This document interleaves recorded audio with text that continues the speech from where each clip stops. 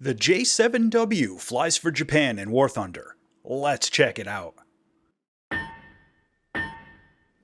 The Japanese had experimented with canard pusher designs as early as 1943 and had actually constructed a few proof-of-concept gliders. They tested one of them with an engine, which ended up working out pretty well and validated the basic layout and aerodynamic shape. Designated as the MXY6, this prototype looked very similar to what would become the J7W, but had fixed landing gear and a more rounded overall appearance. Military leaders felt that the design was pretty forward-thinking, and the potential of converting it to use a jet engine when one was ready wasn't lost on them, so they decided to take a risk and fund development of an operational aircraft. This eventually became the J7W.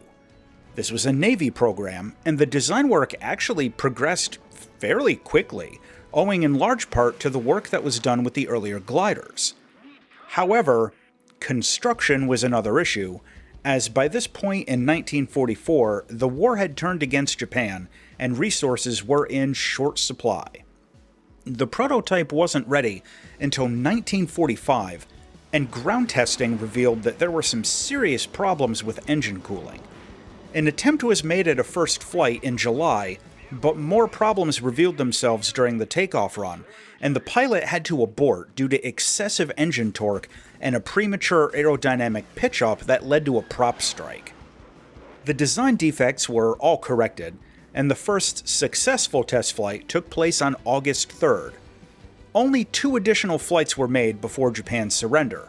Still, during those 3 flights, the prototype showed good performance and had already been ordered into mass production as a land-based bomber interceptor. A second prototype was built, but primary sources disagree if it was ever fitted with an engine. There were also a few follow-up versions of the J7W that were planned, but none of them ever got off the drawing board. In the end, the plane showed strong potential as an interceptor, but it was just too little, too late.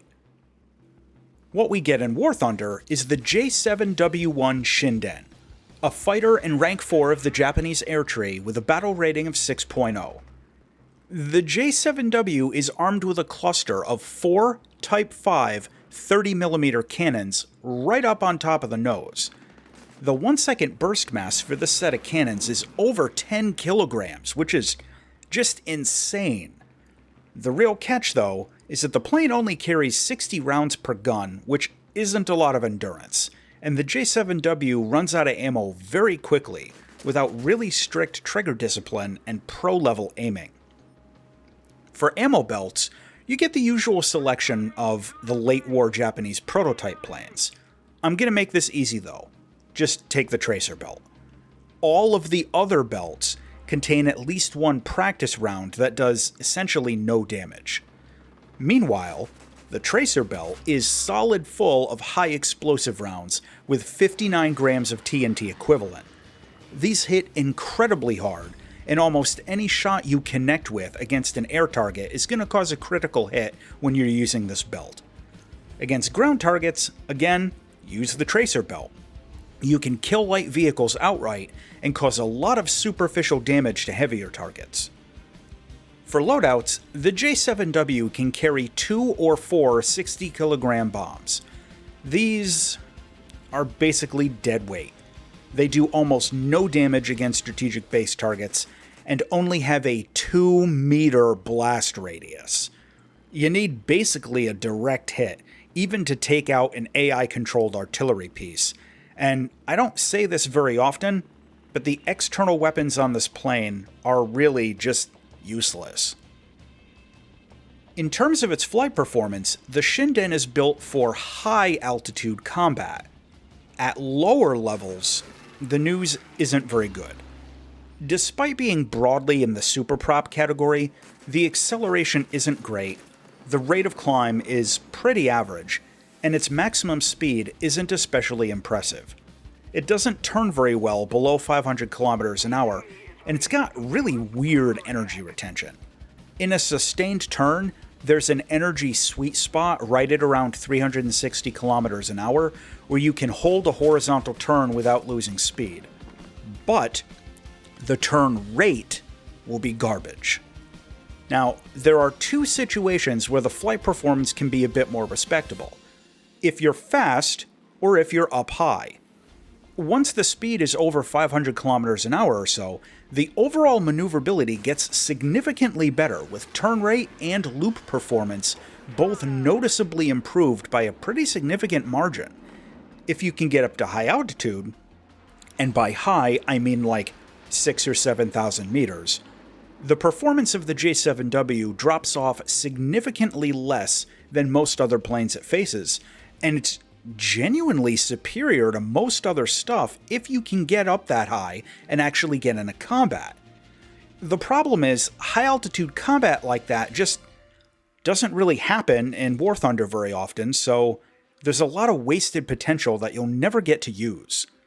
You can drop combat flaps up to about 500 kilometers an hour, and the wings rip a little under 900. Combined with some pretty heavy elevator compression above 750 kilometers an hour, you're going to want to be really careful in steep dives. There are a few other considerations to keep in mind too. The plane doesn't take damage very well, and even glancing hits from low-caliber machine guns can be enough to cause some pretty serious damage or just set the thing on fire. And when it's damaged, the flight performance gets reduced even further. Plus, with the engine in the back, it gets taken out pretty easily if anyone's chasing you. It also seems like the plane just spontaneously catches on fire anytime somebody's shooting at you, and it's a pretty big target compared to most other single-engine fighters, so overall, the survivability is pretty low. Taking the J7W out into combat is exciting, but it can also be really tricky. You don't have the climb performance to beat more well-rounded superprops up to altitude, so unless you spend like 7 minutes side climbing at the start of a match and just wait for everybody else to dive into combat before you turn towards the battle, you're usually not going to have a significant altitude advantage. Since the plane also doesn't accelerate any better than comparable props at this BR, it can also be a challenge to get, or maintain, a speed advantage. Positioning tactics end up being really important with this plane, and getting up to a medium altitude, then using boom and zoom energy fighting, is generally the best way to go, but it can take a couple of minutes to set that up. Now, another thing to consider are the guns. The Type 5 cannons hit incredibly hard, as I mentioned earlier, but they're low velocity with a low cyclic rate, and it takes a lot of practice to get good with them, and I certainly don't claim to be. It's not just with this plane, but with the Japanese Type 5 30mm generally, I personally frequently find myself with an opponent flying in between my shots even if my aim is correct when I'm using a sustained burst. But again, the good news is, if you can connect, the tracer belt does some really heavy damage.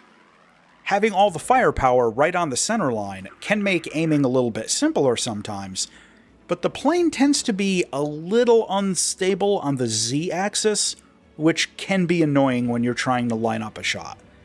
Plus, only 60 rounds per gun, so lots of give and take with this plane. In terms of ground attack, the J7W isn't really well suited for being a ground pounder. The pathetic bombs and low ammo count with the cannons really hold this plane back from being very effective at either close air support and tank battles, or bombing ground targets grinding out in air battles. Just stick to air combat. Visually, the J7W is a pretty slick and unusual looking plane. Personally, I love the thing, and it looks way ahead of its time. You can get 3 paint jobs for it, and all of them look pretty nice, with the shark mouth skin really standing out as an attention grabber, but my personal preference is just the normal Japanese green. Landing this one isn't too bad, and there are some small landing wheels on the bottom of the vertical stabilizers, so you can actually land this thing if one or both of your rear landing legs are blown off. You still need the nose wheel though. Now it can drop gear and landing flaps a little over 300 kilometers an hour, so you can lock up the brakes immediately after touching down with no risk of a nose over. Just make sure to avoid zigzags on the runway, since the gear is pretty tall and the plane is top heavy, so it's going to tip over if you're not careful. Now the cockpit gives some average visibility and the instruments are easy to find, but here's the thing. The 4 cannons aren't in the nose, they're on top of the nose. So when you fire them, the muzzle flash is right in your field of view. For me, this is a serious distraction, and the plane was really annoying to fly out in VR. The cockpit itself is fine, but the plane is difficult and frustrating with the headset. To close out on the J7W1 Shinden. This plane has an absolutely inappropriate amount of firepower concentrated right on the center line. Its high altitude performance is excellent, and it's pretty agile at very high speeds. However, it loves to catch on fire, it doesn't have much ammo, and its low speed performance is just awful. The final verdict on the J7W1 is that this plane just feels like it's built out of wasted potential. Its performance really shines in specific situations that you won't get to take advantage of in War Thunder, and it doesn't compare well against more rounded planes in its BR range, except for firepower. My goodness, does this thing breathe fire. As always, thanks for watching.